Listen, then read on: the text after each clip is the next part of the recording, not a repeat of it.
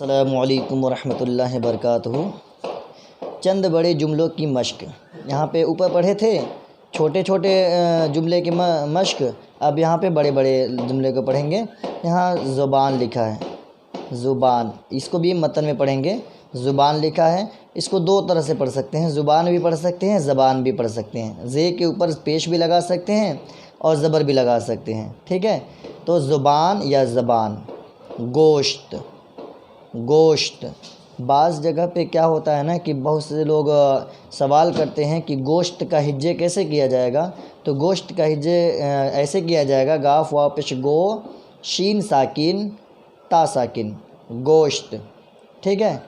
تو یہ ہو گیا گوشت، اور یہ طبیعت، طبیعت، منہ، منہ، منہ، مناسب، مناسب، یہ لکھا ہے پھنس، پھنس، دھس، پھنس، دھس۔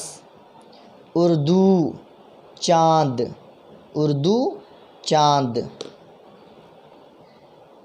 اب یہاں سے پڑھیں گے اردو زبان، اردو زبان پڑھو اور بولو۔ اردو زبان یا زبان، اردو زبان پڑھو اور بولو۔ گوشت کا کباب لذیذ ہوتا ہے، گوشت کا کباب لذیذ ہوتا ہے۔ رشید سردی سے کانپ رہا ہے، رشید سردی سے کانپ رہا ہے۔ شاکر کی طبیعت خراب ہے، شاکر کی طبیعت خراب ہے۔ نارنگی، نارنگی کی پھانک مجھے دو، نارنگی کی پھانک مجھے دو۔ چڑیا، چڑیا جال میں پھنس گئی، چڑیا جال میں پھنس گئی۔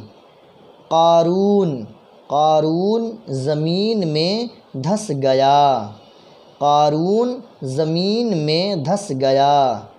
بات بات پر ہنسنا مناسب نہیں، بات بات پر ہنسنا مناسب نہیں۔ چاند نکل آیا، چاند نکل آیا۔ چاندنی پھیل گئی، چاندنی پھیل گئی۔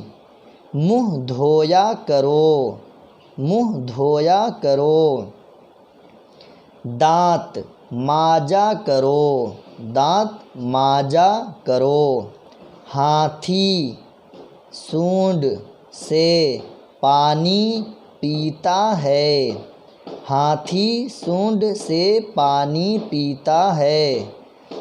جس طرح، جس طرح ماں باپ کا حق ہے، یوں یوں ہی استاد کا بھی حق ہے۔ جس طرح ماں باپ کا حق ہے، یوں ہی استاد کا بھی حق ہے۔